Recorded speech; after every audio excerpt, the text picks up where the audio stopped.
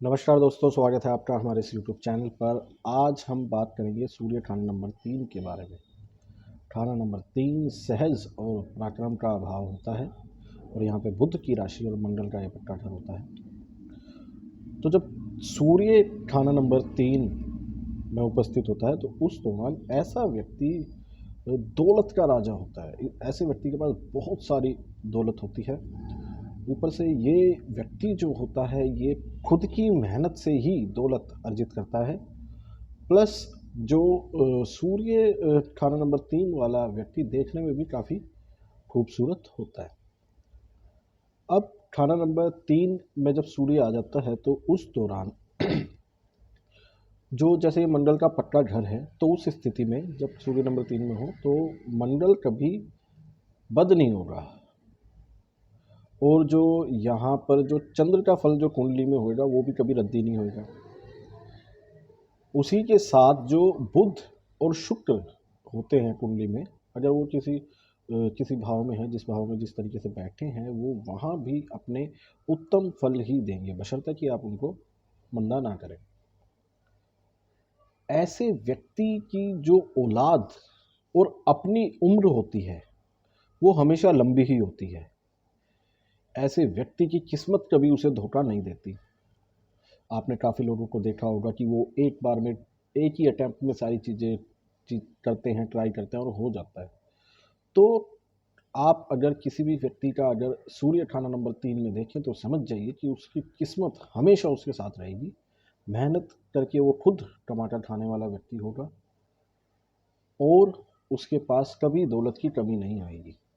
सूर्य खाना नंबर 3 में अपने लिए कभी मंदा नहीं होता, बशर्ते कि आप उसे गंदा बदचलनी या फिर आप उसे गंदे इश्क वगैरह इन सब चीज़ों से जोड़ कर या फिर उन गंदे जो काम होते हैं उन सब को करके आप उसे मंदा ना करें। उस दौरान भी सूर्य की जो चीज़ें होंगी वो गंदी हो सकती हैं, लेकिन किस्मत आपकी हमेशा साथ रहेगी। प्रकृति का आपको कभी धोखा नहीं देगी। जब चंद्र यहाँ मतलब जब सूर्य यहाँ पर होता है तो चंद्र से रिलेटेड चीज़ें जितनी भी होती हैं, जैसे जानवर हो गए या माता हो गई या घोड़ी वगैरह हो गई, इनके फल भी हमेशा नेक परिणाम देते हैं। यहाँ तक कि इनकी उम्र भी लंबी होती है।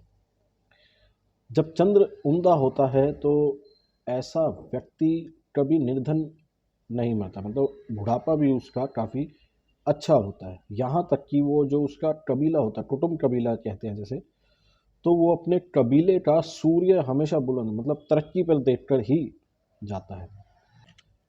यहाँ पर बैठा सूर्य यदि बुध के साथ स्थित हो जाता है तो उस दौरान जो सूर्य से रिलेटेड चीज़ें होती हैं, जैसे कि दिन के समय पैदा हुई औलाद या फिर भतीजे वगैरह, इनके कभी उसे मंदे परिणाम देखने को नहीं मिलते, ये हमेशा नेक परिणाम देते हैं। लेकिन उसी के साथ बुध की जितनी भी चीज़ें होती हैं, हम उसके जो परिणाम होंगे उनको हम उसकी शर्त नहीं है कि वो अच्छे ही होंगे।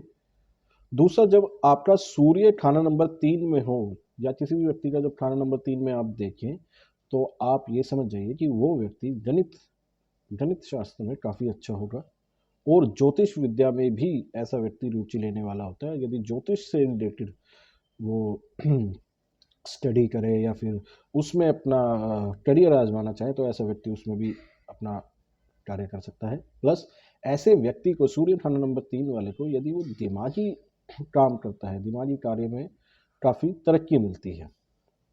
दोस्तों, एक बहुत महत्वपूर्ण चीज़ थी, जो इम्पोर्टेंट चीज़ थी वो ये थी कि कुछ मतलब एक अभी फ़िलहाल हाल ही में मेरे पास एक मेल आई।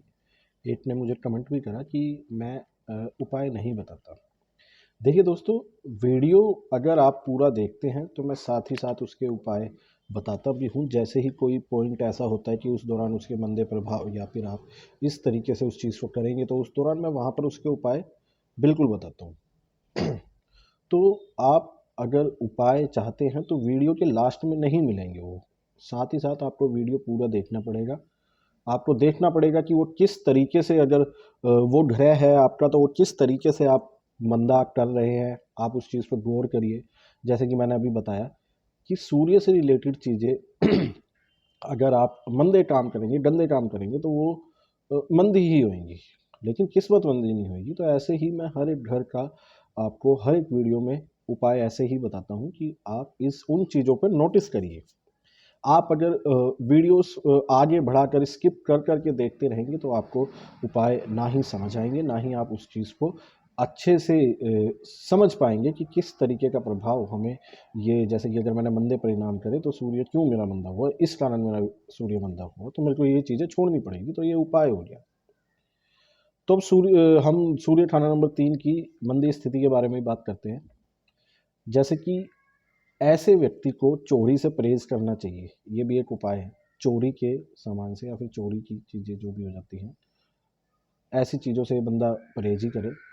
चोरी से एक और चीज़ याद आई कि यदि सूर्य खाना नंबर 3 में है और उस दौरान चंद्र आप मंदा कर लेते हैं, देखिए अभी मैंने पहले बताया था कि चंद्र का फल यहाँ पे रद्दी नहीं होगा, लेकिन मंदा यदि आप कर लेते हैं तो उस दौरान आपके जीवन में या फिर आपके घर में दिन दहाड़े चोरी की घटनाएं हो सकती हैं। चाहे आपका सूर्य जगा हुआ हो, चाहे आपका सूर्य सोया हुआ हो।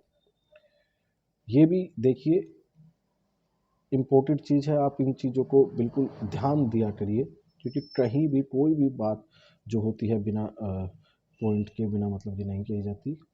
आप अगर चंद्र मंदा करेंगे तो ये उपाय हुआ कि अगर आपके घर में चोरियां हो रही हैं तो आप देखिए कहीं आप चंद्र से रिलेटेड चीज़ों को, माताओं को परेशान तो नहीं करते, या फिर और किसी वजह से, जैसे घर में जैसे चंद्र से रिलेटेड चीज़ हो रही, तरल पदार्थ जितने भी हो गया, दूध हो गया, पानी हो गया, ये सारी चीज़ों का नुकसान, या फिर आप इनको सफ़ेद चीज़ें जो भी हैं ये नुकसान, या फिर आप इनको बर्बाद तो नहीं कर रहे। तो आप इस चीज़ का ध्यान दीजिए, और यदि ऐसी हो रही है तो आप चंद्र को ठीक करिए, आप उन चीज़ों को संभाल कर रखिए, आप माताओं की सेवा करिए। तो ये आपका उपाय हो गया, यही उपाय हुआ आपका कि अगर आपके घर में चोरी हो रही है तो। दूसरा, यदि आप बुध, आपकी कुंडली में बुध और पापी मंदे हो जाते हैं तो उस दौरान आपके मामा खानदान, मामा जो होंगे वो तबाह हो सकते हैं, वो बर्बाद हो सकते हैं। यदि कुंडली में खाना नंबर 9 पीड़ित हो रहा है या फिर वो मंदा हो रहा है, सपोज कीजिए राहु बैठ जाए, राहु को नहीं, आप किसी भी चीज़ को, मतलब मैं बता रहा हूँ कि खाना नंबर 9 को आप किसी भी तरीके से मंदा कर रहे हैं। एक एग्जाम्पल के तौर पर मैं बता रहा हूँ कि सपोज कीजिए राहु 9 में बैठा हुआ है, तो उस दौरान राहु वहाँ पर मंदा होता है। तो उस स्थिति में आपके जो घर के बुजुर्ग होंगे, जैसे दादा हो गए, वो निर्धन ही होंगे। यदि आप 11 नंबर खाना आप मंदा कर देंगे या फिर मंदा होगा, तो उस दौरान आपके जो पड़ोसी होंगे उनकी स्थिति खराब होगी, वो बर्बाद हो सकते हैं। कुंडली में मंगल बद नहीं होगा जब सूर्य खाना नंबर 3 में हो। क्यों? क्योंकि वो मंगल के घर में सूर्य बैठा है और सूर्य मंगल का मित्र है।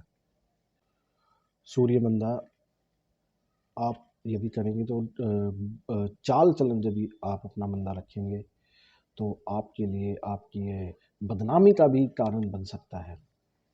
तो दोस्तों इन चीज़ों को बिल्कुल ध्यान रखिए, हर एक चीज़। एक आपको एक मैं और छोटा सा उपाय बताता हूँ सभी ग्रहों से रिलेटेड का। आप अपने रिश्ते, हर एक जो आपके समाज में रिश्ते होते हैं, जैसे कि आप गुरु से रिलेटेड, आपके ताया हो गए, घर के बुजुर्ग हो गए, उनको बना के रखेंगे तो आपके गुरु के फल अच्छे मिलेंगे। सूर्य पिता से बना के रखेंगे तो पिता के फल अच्छे बनेंगे। माता से बना के रखेंगे तो माता के फल अच्छे मिलेंगे। हर एक घर का एक एक रिश्तेदार होता है, उनसे रिलेटेड चीज़ें होती हैं, तो आपको ये चीज़ ध्यान रखनी है। मेरा ये जो सीरीज़ है कि हर एक खाने के अंदर हर एक घर का नेक और बुरी, अच्छी और जो मंदी हालत है वो बताने का यही मकसद है कि आप लोग समझ सकें कि आप किस वजह से, अगर आपको कोई दिक्कत आ रही है। सपोज करिए कि अगर किसी को सरकारी नौकरी लेनी है, सरकारी नौकरी लेने के लिए आपको सूर्य को अच्छा रखना बहुत ज़रूरी है। तो यदि आप पिता की सेवा नहीं करेंगे या फिर किसी तरीके से उसे मंदा करेंगे तो चांसेस हैं कि आपकी सरकारी नौकरी लगना मुश्किल बात हो जाएगी। हो सकता है आपकी कुंडली में योग इतने अच्छे बन रहे हो तो नौकरी लग जाए, लेकिन आपको उसको अच्छा रखना चाहिए। आप हर एक ग्रह को अच्छा रखिए। शनि जैसे चाचा हो गया, राहु ससुराल हो गया, केतु मामा हो गया, बुध भाई, बहन बुआ बेटी हो गया, मंगल भाई हो गए।